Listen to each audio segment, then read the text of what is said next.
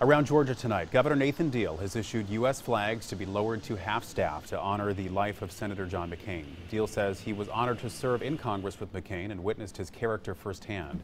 Flags will remain lowered until sunset on the day of McCain's internment.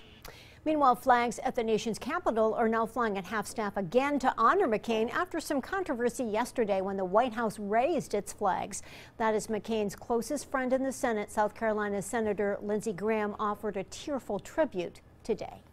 I learned how to forgive, and from him I saw how to heal. For Lindsey Graham, it was about honoring his friend. He said John McCain could be an example to us all. I learned that the captured warrior who was tortured became the statesman who forgave and healed a relationship between his former adversary and our nation.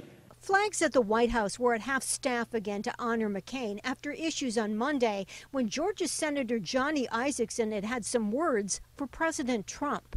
But anybody who in any way tarnishes the reputation of John McCain deserves a whipping.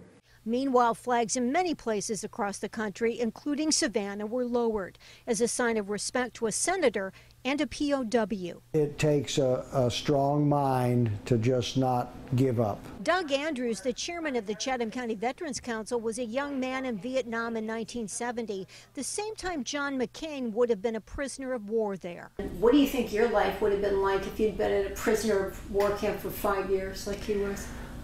I don't even want to think about it. Andrews says he admired McCain for pushing forward in his life and serving his country. I think most times, I'd say 90% of the time, he was on the right side of the issues. But McCain endured losing the presidency in 2008. His friend says that may be his biggest legacy. So to those who are striving as a young person, remember John McCain.